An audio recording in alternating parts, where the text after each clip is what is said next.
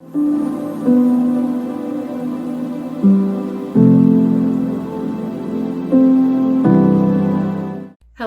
and welcome.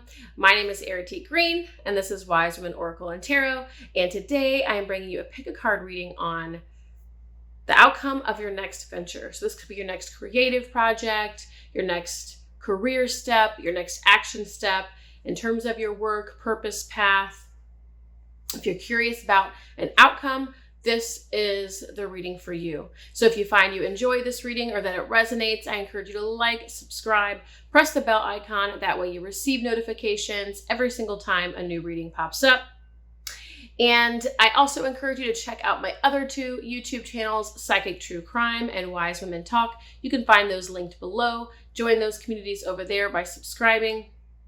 Last but not least, if you want to learn more about me, my work, how I can support you, personal readings, and more, you can check out my website, erritygreen.com, or click the link below. I will also be placing a link up to sign up for my newsletter. That way you can sign up there and learn about all the things all the time. So check that out as well. All right, from here, I will be placing up a picture of your 3 card piles to choose from today. As always, you are choosing from left to right.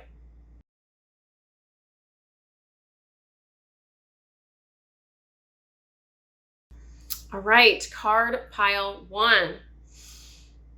Right off the bat, it was clear to me when I pulled over the cards, that's not always the case, but sometimes you get a whiff, so to speak, of sort of the aura or the energy of the reading. And that was very much the case this time around. And so this really depends on your belief. And this can be hard to share because I have my own reservations and my own humanity, my own ego in the way. And that's the case with some of the readings, right? I learn so much as I do these readings.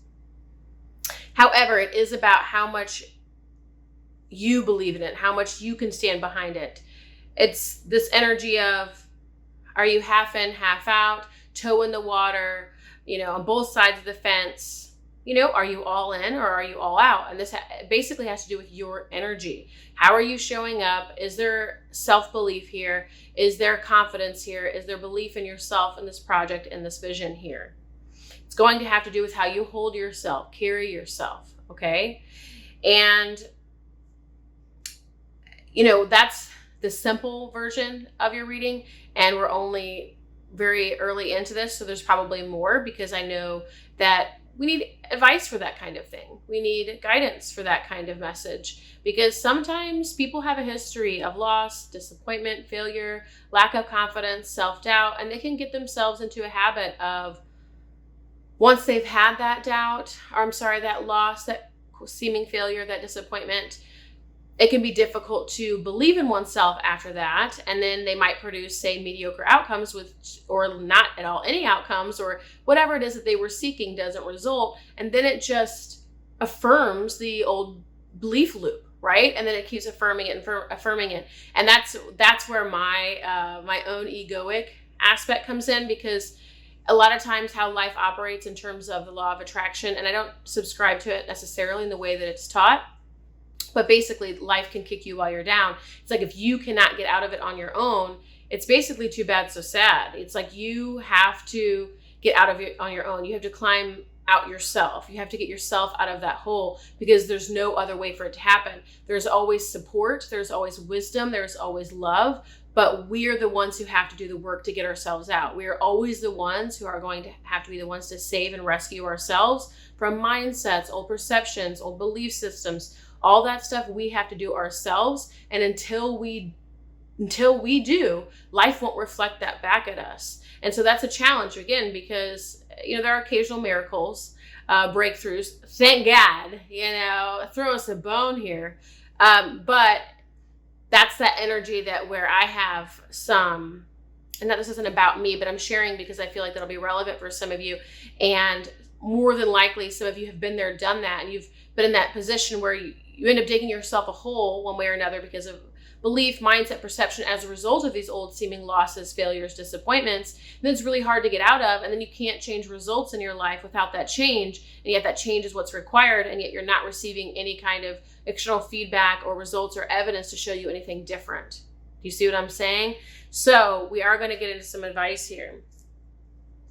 Yeah, so it's like discovering the ways. It does feel like something like about structure here. Okay, so I don't know if there's a lack of structure in your life, or simply a need for greater structure in terms of something that can uphold you, something that can support you, that can support that greater mindset, something that can support a greater belief system, but something that kind of keeps you up in that space and doesn't require you to be like doing all the work. So perhaps that's a mentor, perhaps that's a therapist, perhaps that's a friend circle, perhaps that's a mastermind, something where you have accountability and you have support and structure holding you up. It's not always going to look like that though. Sometimes structure is having a plan and following through that plan regularly and having a consistent routine. We have something else to hold us even when we're unable to show up or to stand up or sort of show up in that energy. Sometimes that's a ceremony or a ritual, and asking for the support of God, Great Spirit, Cosmos, Universe, your angels, spirit guides, however you see it, however you define it, however you understand it.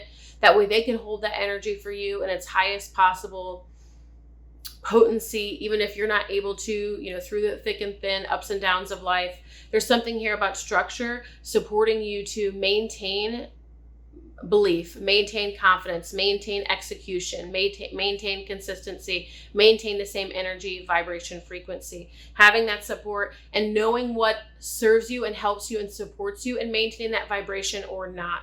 So one example is, and this is a very simple example, this isn't going to relate to everybody, but it will be something to where you can apply it in your own life. That's why I like most of the examples that come through the reading and or ones that I provide. I try to keep very simple, as silly as they sometimes are, but that way it's applicable to everyone's experience. So the example here is if when you post online, whether you're doing it personally or for professional purpose, for your work, livelihood, or career, it doesn't matter. It applies the same way. But if you go to post and you know that looking at the number of engagement or the number of followers or the number of likes and responses and all that stuff, if you know that gets to you, maybe don't look. That's the structure that you would have for yourself. And let's just say you're a business owner and you feel like you have to look and you have to engage. That might be something you refer out and or delegate and or get support with, so someone else can do the social media work in terms of that element. That way you're not having to face that all the time, which causes a dip. So it's basically like, how can you... So the energy is this. It's like when you're out in deep waters, i.e. something new, out of your comfort zone, going out on a limb, this is a brand new venture, and or something you've tried before but are trying again. It can feel like that deep water, and you're sort of swimming to keep yourself up because you're not quite in that 100% belief stage yet, 100% confidence. So it's basically giving yourself a raft, So what would that raft look like and be in your life? What form would that take? What would actually help you feel supported, where you can just sit on the raft and glide, right? You can just float. You don't have to sit here and swim to try to stay up and believe in it and hold your belief and all that stuff. It doesn't mean that that's not important. I think that eventually comes through either way. The more you can support yourself to basically hold the vision like we hear, or hold that belief, hold that energy, the more that you can support yourself to be there, even when you're not there, but help you be there. That's what's going to help you see this all the way through. This is what wants to come through, I believe, in this time in your life in terms of whether it be personal, professional endeavors. It's for your path, for your personal growth path, your spiritual growth path. It's learning that belief in yourself and also learning what supports you to be in a belief state and what supports you to not be there, and then supporting yourself to be in the belief state more often than not.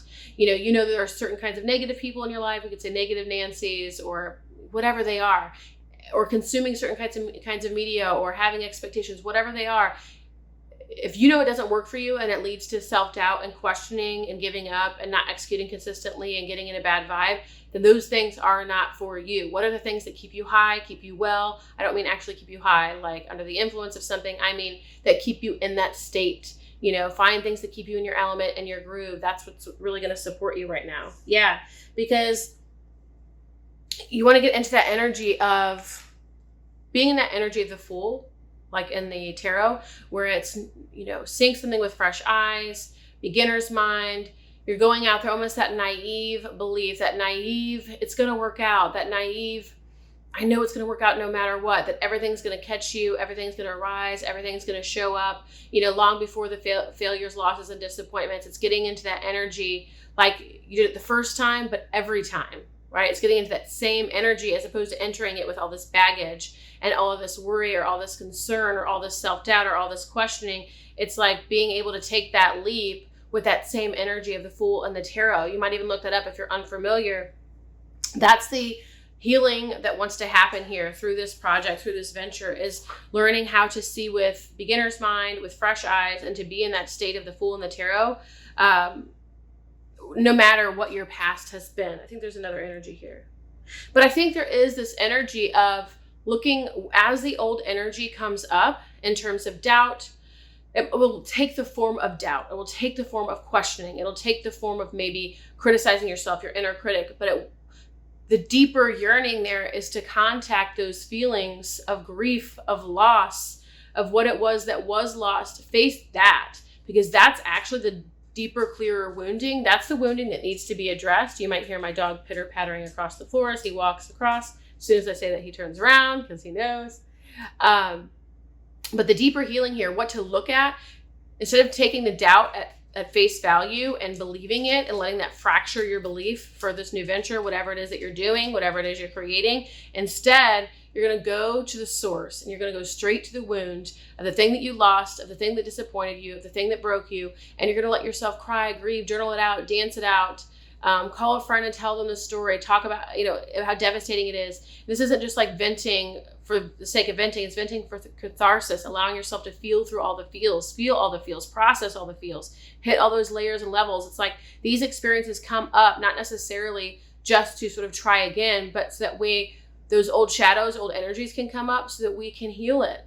So you'll forever carry this baggage if it's not worked through. And these new opportunities are opportunities to work through it. So when that self-doubt comes up, it's less an opportunity to hit it at the superficial level, believe it, stop showing up consistently, stop doing the thing, start questioning and second guessing and doubting yourself and kind of losing yourself to that hole that you've dug all over again. Instead, it's about going straight to the source, going to the wounding and having a conversation with it and seeing what arises. Is it grief? Is it anguish? Is it wailing? Is it fury? Is it anger? Is it rage? It doesn't matter what it is. It's whatever arises for you in the moment. That's what wants to be addressed. And layer by layer by layer, this is an obstruction more or less that will be cleared, that will be released, that will give way to more and greater faith and self-belief and confidence as you go from here. So that is your reading, card pile 1. If this lands and resonates for you, I encourage you to like, subscribe. Please do share your story in the comments. I love hearing your actual stories. Press the bell icon. That way you receive notifications every single time a new reading pops up. You can get to know more about me, my work, my offerings, erritygreen.com. Please do subscribe to the other channels that I have. Join those communities that are updated regularly, Wise Women Talk and Psychic True Crime. Love to hear from you over there as well. All right, card pile 1. Thank you.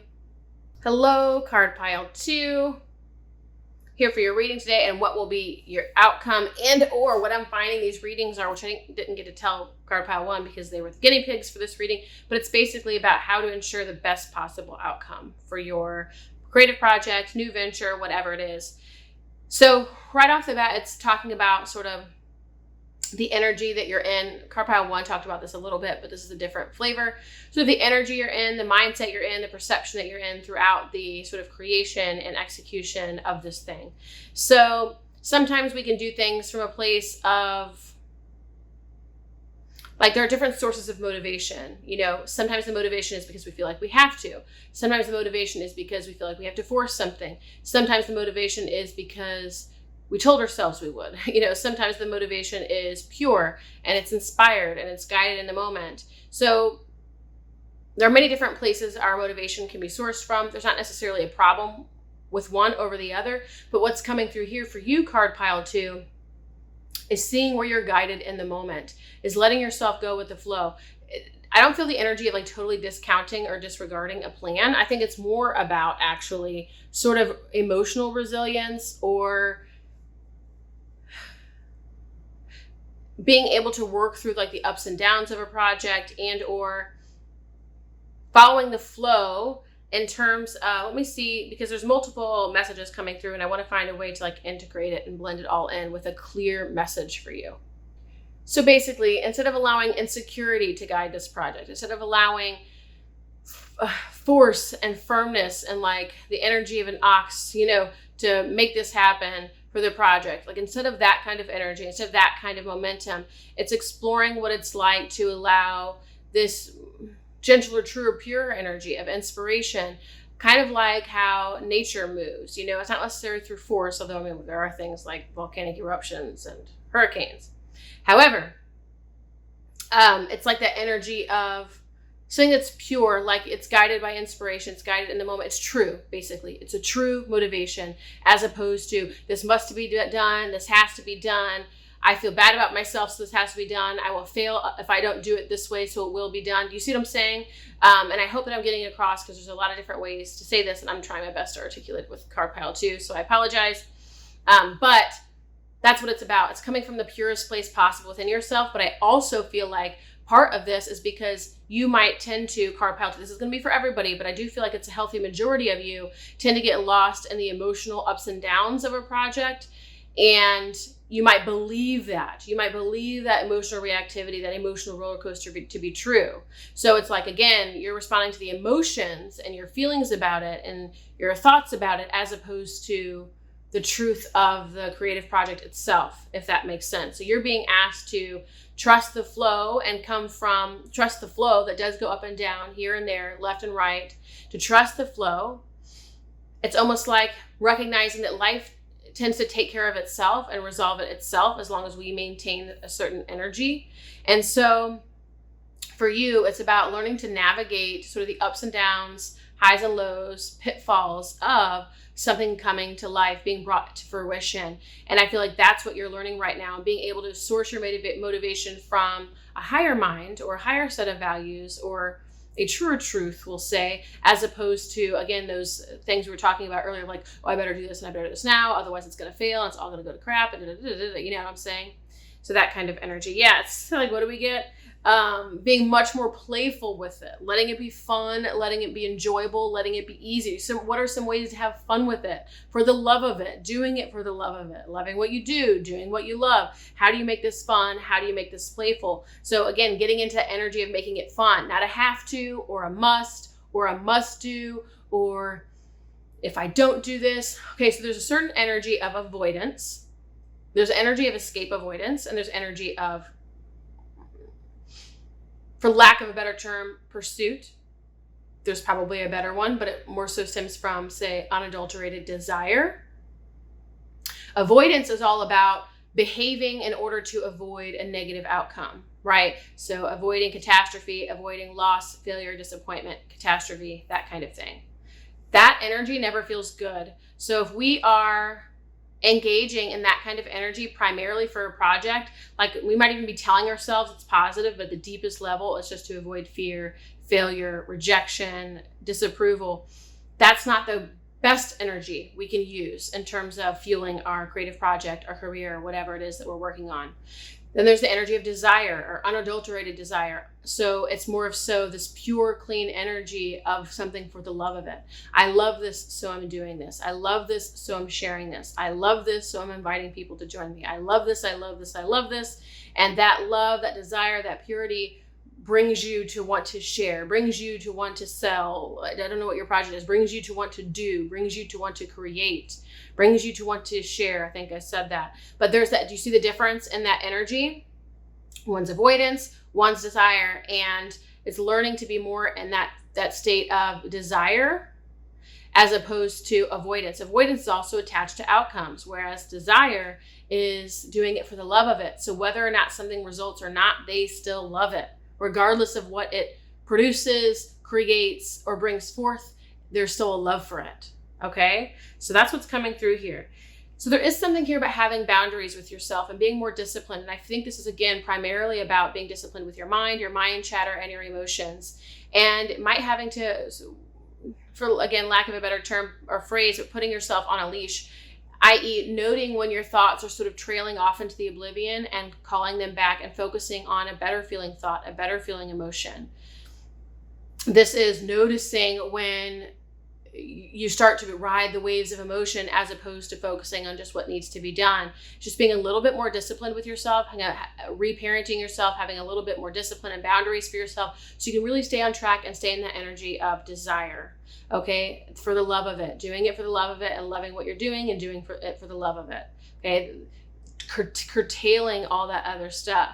Now, in card pile 1, there was actually a whole section, we'll say, on healing and how to heal those deeper issues, that core wounding. So if that feels relevant for you and you feel like curtailing something is ignoring something, neglecting something, bypassing something, you might want to listen to card pile 1's reading, especially toward the end, that talks about healing the core wounding. With that said, since that's not coming up here, I'm going to assume that maybe you've done that deeper work, or you've been there, done that. And at this point, it's just about not feeding the hungry ghost and instead doing what you know you need to do. So if that's where you're at, that's what's being called to, where you're being called toward those boundaries, that discipline, and being more playful and enjoying this. Okay, so the final message, again, being about that raw emotion, and it's being able to use that emotion for a good purpose. Use that emotion to fuel your passion, your desire, your execution, your consistency, your conviction, your commitment. It's using that energy wisely. It's like using that energy toward what it is that you want, as opposed to using it toward what you don't want. Like most of us, we can get in that energy of, let's just say, doubt, denial, loss, failure, disappointment. Like we're perceiving that, we're expecting that, kind of kicking dirt, whatever that is, kind of going around and around in the head with all the different stories and worst case scenarios and whatnot. We're giving all of this energy to that, as opposed to giving energy to what it is that we actually want. So the more energy you can give from those emotions that you might be experiencing, and perhaps you are a very emotional person. Maybe, you're a Cancerian or a Pisces, or maybe you're a projector in human design that tend to be more emotional in nature. None of those things are problems, right? You're made up like that for a reason, but it's letting your emotions serve you as opposed to not serve you. It's letting your emotions be fuel for what you want as opposed to fuel for what you don't want. It's letting your emotions show you the way and guide you toward what it is that you truly, deeply, ultimately want, as opposed to what you don't ultimately want, right? It's using the emotions as a compass, but not letting them, it's not a matter of just meeting them at face value at a superficial level and believing them, because sometimes they're wrapped up in old stories. That stuff oftentimes wants to clear, wants to heal, so that you can continue on the quote unquote right path, what it is you truly authentically want, in a clearer, purer way, which brings about those greater outcomes that you seek. So it's not about like listening at face value, like just because you're unmotivated for the day, you say F it, forget it, find yourself binging on Netflix and ice cream. That's not listening to your emotions and using them toward what you want, right? That's an example. It's like if you feel low, that's your sign to then do what makes you feel better, but not to kind of commiserate with the misery by binging on Netflix and whatever and like perpetuating it. It's like, okay, do I need to go for a run? Do I need to do some jumping jacks? Do I need to call a friend? What do I need to do to get myself into a higher feeling state so that I can secure these higher outcomes for myself? So card pile 2, your reading is all about learning to more or less persevere and navigate the ups and downs, highs and lows of a creative journey and or bringing something to fruition. And you're learning how to be more disciplined with yourself in terms of thoughts and emotion, as well as how to use those patterns and emotions toward greater outcomes, and to be more playful and fun with it so that you can do something for the love of it, as opposed to the avoidance of all the things that you don't want. If this resonates, I encourage you to like, subscribe, share your story in the comments, press the bell icon. That way you receive notifications every single time a new reading pops up. If you want to get to know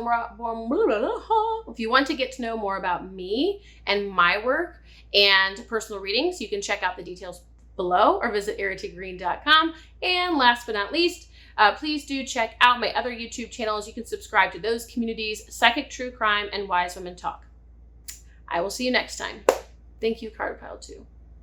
All right, card pile 3. This is about what will the outcome of your next venture project be, but more and more, which I didn't get to share this with card pile 1 because they were the guinea pigs of this reading, I can see that it's very much about how will I ensure my best outcomes. That's really what the reading's becoming. Because ultimately, right, the outcomes depend on the conditions and circumstances. And so we're being told what conditions and circumstances are required to bring forth the highest possible outcomes. So card pile 3, this is all about self-love and letting more love in and letting things be more fun, playful, enjoyable, letting yourself receive, letting the creative process be full of love, whatever it is you're working on, focused on, executing, letting it be rich, letting it be beautiful, letting it be sacred. It's like sometimes you feel like you are sort of on this one-man journey, where you're like out there in the desert and you're hardly sipping on any water and the sun is beaming down on you and it's hot. There's no water, you get a drip, every couple of miles. There's no food. There's no, water or plants or foliage for miles around. And it's just like this really torturous, difficult, hard kind of journey. And it tends to be that perhaps for whatever reason, that's been your history, that's been your experience in terms of whether it be career, purpose, projects, creative passions, creative pursuits, whatever it is that you came here for, that's been your history. It's like walking through the desert on a 100-degree day with no water and the sun bearing down on you. And that's what it's tended to feel like for you. And instead you're like, the energy anyway is like, whoa, whoa, whoa. This is much more about surrounding yourself in an oasis, gardens full of flowers and foliage and blossoming fruit. And there's water to be found everywhere. There are waterfalls and beautiful naked people and friends all around you. It depends I feel like it's like the energy of the Garden of Eden. It's like you can either enter and execute this plan from the energy of the Garden of Eden, or you can enter it from the hardship of the barren desert. And you have tended to operate in the hardship of the barren desert. And it's like, there's not anything wrong with that necessarily. It's like, sometimes you can still produce outcomes. Things still exist in the desert, like a cactus, for example, there's still life in the desert. With that said, it's usually things that require, sort of little support and little nurturing. And it's like a limited form of abundance. There's only so many cacti and or whatever out there, but even the cacti it's like there's scorpions, and the cacti are very prickly and dangerous. So it's like the things that live out there can be a little bit extra in that way. It's not quite, the energy of, again, this beautiful springs or, like a mossy area you can snuggle up to. It's very different energy. And so you're being asked to love yourself more. That's really what it is. You're being asked to love yourself more. Let this be a Garden of Eden. Let this be a treasure. Let this be precious. Let this be enjoyable. Let it be a Garden of Eden experience. And if you don't know what that means for you, what that could look like, explore that within yourself. You might journal on it, ponder on it, contemplate over it, and ask yourself, when my project, pursuit, career, path, purpose, work, whatever it is a dry, barren desert, what does it tend to be or look like for me? And you might write down all the behaviors that you do and the things that you do and the way that you show up and so on and so forth. And then you might say, okay, what does it feel and look like, and what form does it take when I'm in the Garden of Eden? And then you might start living much more by that Garden of Eden version as opposed to the dry, barren desert version. Again, this is all about how much more love you can bring into your path, into your experience with this. You don't have to do it alone in the heat of the day on a hard night in the desert. It's also freezing at night in the desert and hot as heck, during the day. And it's like, it doesn't have to be so hard.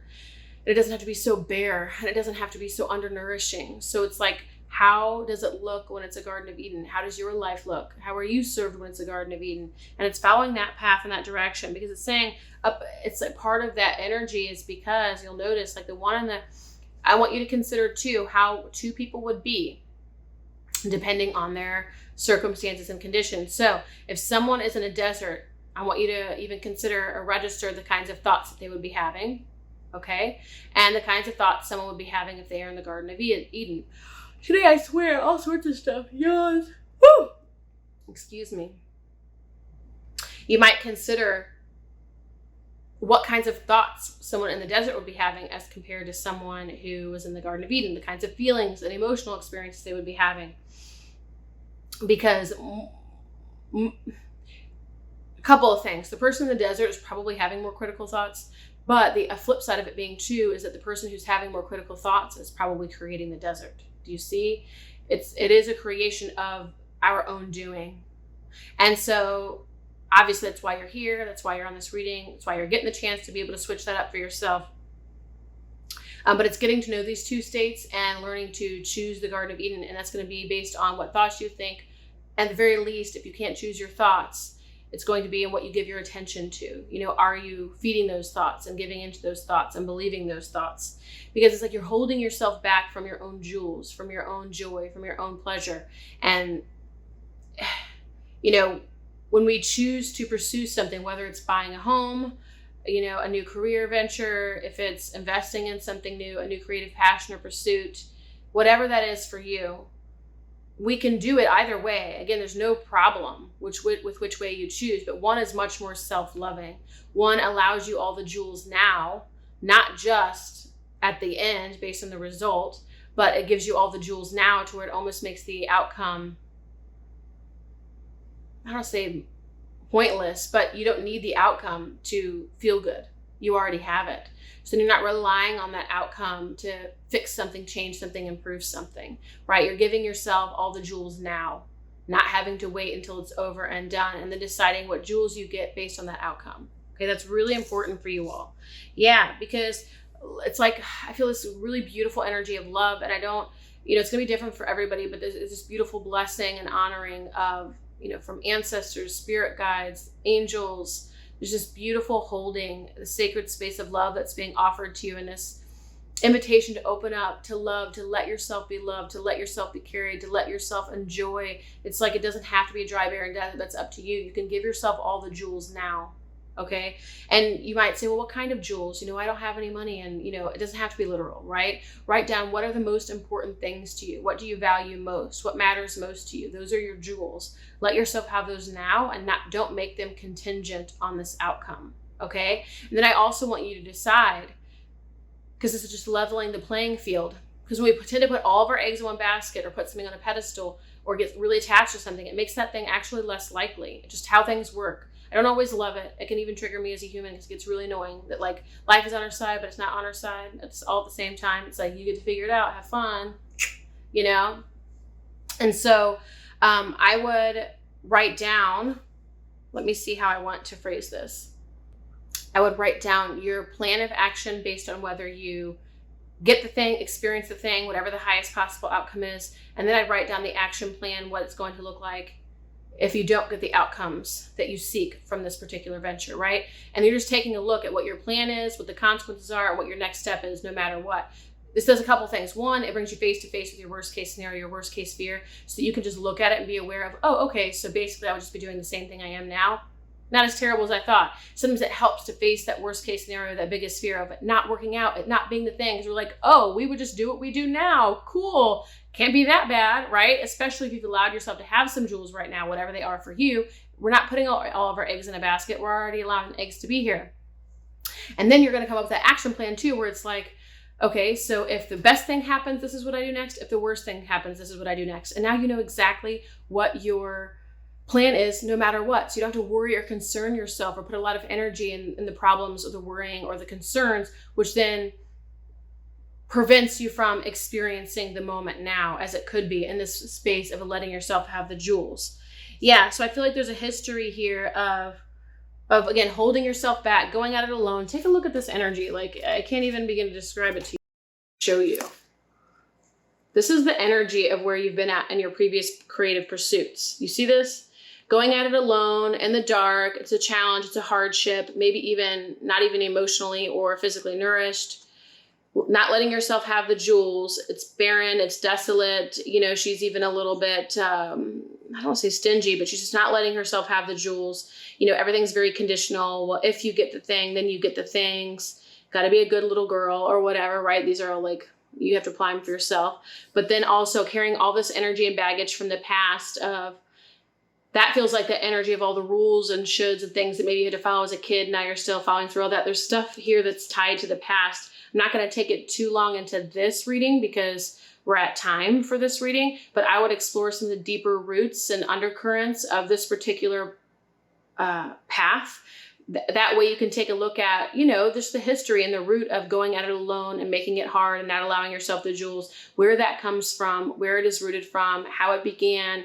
And again, that way you can just be aware of it and face any emotions, feelings, fears, doubts that were instilled perhaps long ago. Let me see if anything else wants to come up in particular around this. again, I feel like it's carrying the worries, the baggage, the burdens, you know, and just feels like that energy of someone who's on this great trek, but again, doing it alone, starving. And it's like, look at these cards, what could be the case, how your journey could be, card pile 3. Look at this energy. See how different that is? This is how the energy could be. It could be full of love and intimacy and nourishment in the Garden of Eden and endless jewels. So card pile 3, that's your reading. It's about giving yourself the jewels, entering the Garden of Eden, leaving the desert behind, letting yourself drink up all the water now and enjoy all of the privileges and luxuries of this life today based on what you value, what means the most to you, not waiting for some return and then, okay, well, now I'm going to give myself permission to experience life at this level. No, it's like you get to experience the fruit now. It doesn't have to be the fruit from your labor. The fruit is already here now. Enjoy it now. And then that other thing that you're waiting on, it doesn't hold so much weight and it doesn't matter so much. And then if you get it, wonderful. It just adds to what you already have. And if you don't get it, it's not the end of the world because you're still already in the Garden of Eden. So card pile 3, if you enjoyed this reading, like this reading, resonated, do like, subscribe, press the bell icon, share your story in the comments below. Do check out my other YouTube channels, Psychic True Crime and Wise Women Talk. You can join those communities below by subscribing. And last but not least, if you want to get to know more about me, my work, how I can support you, personal readings, do check out erritygreen.com, and you can also find the link below. Thank you, card pile 3.